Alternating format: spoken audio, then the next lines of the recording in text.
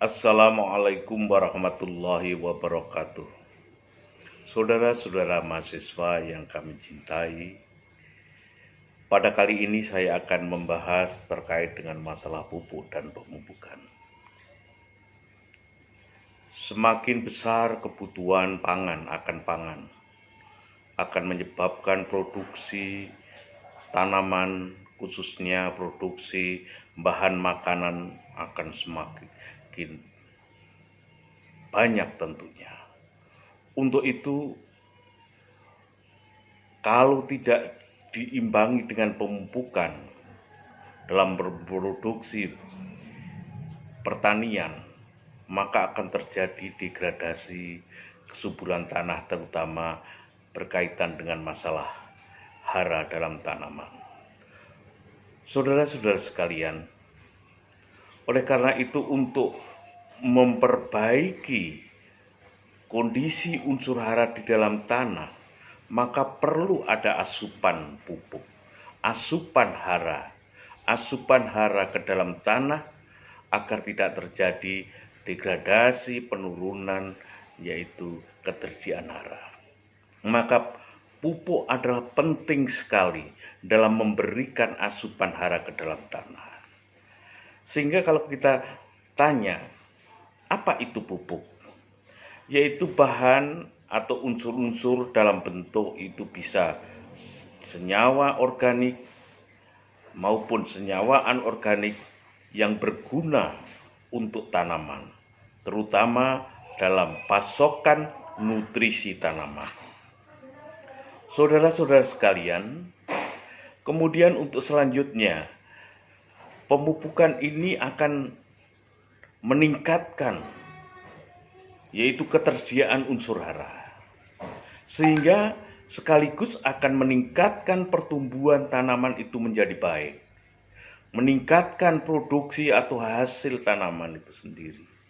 Kemudian juga akan meningkatkan kualitas daripada hasil tanaman itu sendiri, yaitu meningkatkan nilai gizi daripada hasil yang kita dapatkan.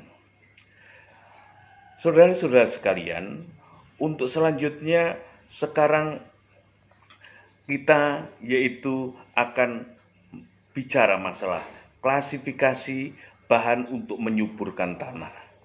Kalau kita lihat dalam klasifikasi menyuburkan tanah, yaitu bahan penyubur tanah itu bisa berupa pupuk, bisa berupa yaitu pembenah tanah, bisa berupa yaitu perangsang tumbuh, dan bisa penyubur secara biologis. Kalau untuk pembenah tanah, yaitu dalam rangka untuk baik itu dalam memperbaiki kondisi daripada tanah itu, entah itu memperbaiki pH tanah, memperbaiki daya ikat hara, kemudian memperbaiki berkaitan dengan mengikat air. Kalau kaitannya dengan pemegang tanah, perangsang tumbuh tanaman, itu bisa berubah kita berikan dalam bentuk hormon. Kemudian kalau penyubur biologi ini bisa berupa yaitu kita bagaimana upaya kita yaitu penambatan nitrogen di udara itu semakin baik. Demikian juga berkaitan dengan yaitu pelarutan fosfat. Namun khusus kali ini yaitu kita akan bicara masalah pupuk. Kalau kita bicara mengenai pupuk, ada sering kita dengar adanya pupuk tunggal. Ini di mana ini terdiri dari hanya satu unsur hara pokoknya saja. Namun kalau pupuk majemuk yaitu mengandung yaitu lebih dari satu unsur hara. Saudara-saudara sekalian, secara rinci kalau kita mengklasifikasikan daripada pupuk, yaitu bisa dikatakan kalau menurut asalnya yaitu ada pupuk alam, di mana di sini pupuk yang terdapat di alam ini atau jika dibuat dengan bahan alam tanpa yaitu proses yang berarti. Misalnya pupuk kompos, guano atau kotoran kelelawar, pupuk kandang, pupuk hijau. Ini adalah pupuk alam. Namun kemudian ada pupuk buatan, yaitu pupuk yang dibuat oleh pabrik dengan mengubah sumber daya alam ini melalui proses baik itu fisik maupun kimia. Contohnya, umpamanya yaitu SP36, kalau dulu dikenal dengan TSP, kemudian urea, dan lain sebagainya. Ini merupakan pupuk buatan atau sering disebut dengan pupuk pabrikan, keluaran pabrik begitu. Kalau kita lihat berdasarkan asas senyawanya, ada yaitu pupuk organik, yaitu pupuk yang berupa senyawa organik, pupuk kandang, kompos, guano, dan sebagainya. Namun ada juga yaitu pupuk anorganik, yaitu pupuk yang berupa atas senyawa anorganik, sering disebut dengan pupuk mineral. Ini. Nah, sekarang bagaimana kalau berdasarkan formulanya atau bentuknya? Pupuk ada dua bentuk, ada yang berbentuk padat, ya. Kemudian yang kedua ada yang berbentuk cair. Dimana kalau berbentuk padat itu dilarutkan dan dia akan diberikan yaitu ke dalam tanah, kemudian dia larut ke dalam larutan tanah, kemudian akan tersedia, akan masuk unsur hara. Namun kalau pupuk cair penggunaannya yaitu disemprotkan ke dalam daun umpamanya. Namun nampaknya yang kedua, yang pupuk cair ini harganya relatif lebih mahal, ya. Kemudian kalau kita bicara klasifikasi pupuk berdasarkan atas cara penggunaannya, ada yang namanya pupuk daun dan ada yang disebut dengan pupuk akar. Kalau pupuk daun diberikan lewat daun. Kalau pupuk akar diberikan lewat tanah, yaitu di sekitar akar tanaman. Kemudian kalau kita mengklasifikasikan berdasarkan atas reaksi fisiologisnya, ada yang namanya pupuk masam, di mana pupuk ini jika diberikan ke dalam tanah cenderung menyebabkan tanah menjadi lebih masam, seperti ZA. Kemudian seperti urea, dia akan lebih memasamkan tanah. Kemudian ada yang disebut dengan pupuk basa. Pupuk yang jika diberikan ke dalam tanah akan menyebabkan pH tanah itu cenderung akan naik. Contoh yaitu kalsium cyanida dan lain sebagainya.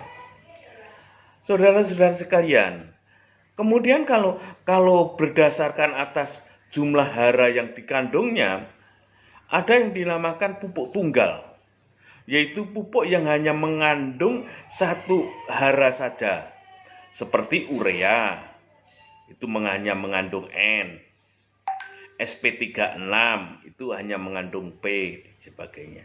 Kemudian juga ada pupuk majemuk, pupuk yang mengandung lebih dari satu unsur, umpamanya pupuk NPK, dia mengandung yaitu N, nitrogen, fosfor, dan kalium. Ada pupuk amosfoska, ada rustika, dan sebagainya. Kemudian kalau kita membagi berdasarkan atas macam hara tanaman, maka ada yang namanya pupuk makro, yaitu terdiri dari unsur hara makro, umpamanya N, P, K, dan sebagainya. Kemudian kalau berdasarkan ada yaitu pupuk mikro, yaitu mengandung hara mikro, contoh mikroplek. Ada pupuk campuran, di mana di situ baik mengandung yaitu pupuk unsur hara makro maupun unsur hara mikro, umpamanya gandasil dan lain sebagainya. Saudara-saudara sekalian, sekarang tadi saya sebutkan ada pupuk tunggal dan ada pupuk majemuk. Ya. Kalau pupuk tunggal itu mengandung satu unsur hara, namun kalau majemuk mengandung beberapa unsur hara. Nah sekarang keunggulannya apa? Pupuk tunggal itu. Pupuk tunggal kelebihannya adalah kadar haranya tentunya tinggi. Umpamanya urea, kandungan unsur N-nya dia yaitu 45%, dia tinggi. Kemudian dosisnya bisa fleksibel, mudah aplikasinya karena konsentrasinya tinggi atau kadar haranya tinggi, mudah tersedia dan bebas impurities. Kemudian kekurangannya apa? Kekurangannya hanya mengandung satu jenis hara. Hanya mengandung satu jenis hara. Kemudian biaya transport dan simpannya dia lebih tinggi karena hanya mengandung satu unsur hara. Ya ini. Kemudian beda dengan pupuk majemuk. Kalau pupuk majemuk kelebihannya dia mengandung beberapa unsur hara, seperti NPK. Sekaligus dia menambah nitrogen, menambah fosfor dan menambah yaitu kalium. Ya. Nah, kemudian kekurangannya apa? Yaitu kandungan haranya belum tentu sesuai dengan kebutuhan. Karena ini sudah formula yang sudah fix. Umpamanya kita butuh tanaman itu membutuhkan N-nya sekian, P-nya sekian, K-nya sekian. Namun yang tersedia di dalam yaitu N-nya hanya sekian, P-nya sekian. Sehingga dia kandungan haranya belum tentu sesuai dengan kebutuhan tanaman. Itu. Oleh karena ini kekurangan daripada pupuk majemuk. Kemudian tadi saya katakan ada pupuk organik dan pupuk anorganik. Sekarang apa? Yaitu keunggulan daripada pupuk anorganik. Pupuk anorganik yaitu konsentrasi haranya utamanya lebih tinggi. Urea jumlahnya adalah 45%. NPK N-nya 15, P-nya 15, K-nya 15. Jadi dia konsentrasinya lebih tinggi. Sehingga apa? Jumlahnya itu dia lebih sedikit. Ya. Kemudian reaksinya dia lebih cepat karena pabrikan. Pengaruhnya mudah terlihat. Dan pemberiannya lebih mudah karena hanya sedikit jumlahnya. Ya. Kalau dengan urea itu cukup 400 kilogram per hektar atau 4 kintal. Namun kalau dengan pupuk kandang umpamanya, kita harus perlu 10 ton, cukup banyak. Nah ini.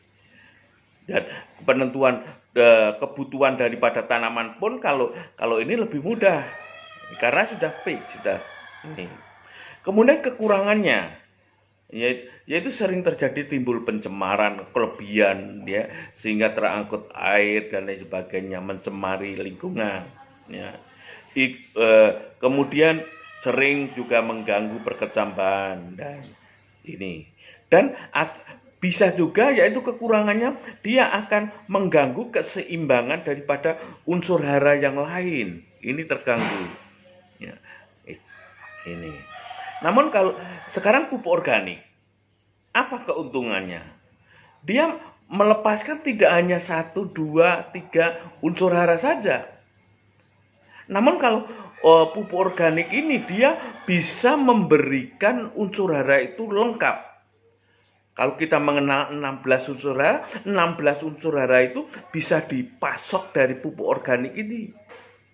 Dia melepaskan hara lengkap melalui proses mineralisasinya dalam prosesnya. Dan dia tidak hanya memperbaiki sifat kimia saja, namun dia juga memperbaiki yaitu struktur tanah, memperbaiki sifat fisik tanah. Ya, sehingga tanah mudah diolah.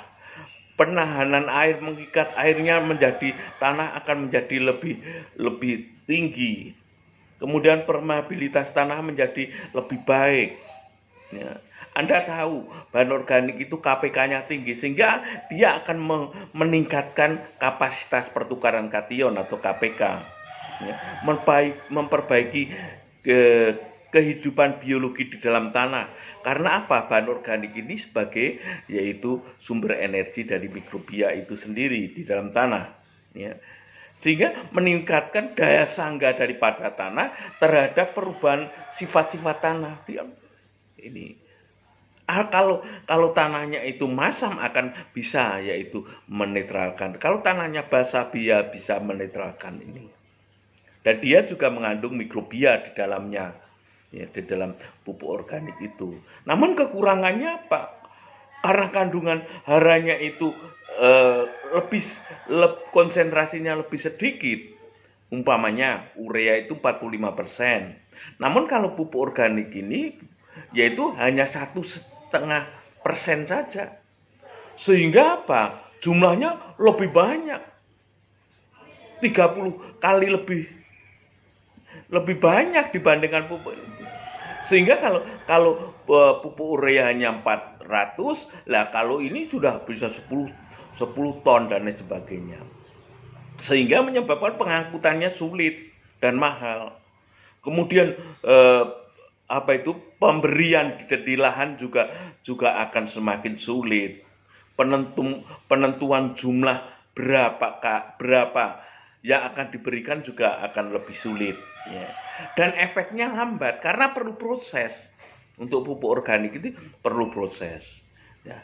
Nah, oleh karena itu tentunya yaitu ini perlu yaitu kita ketahui semuanya.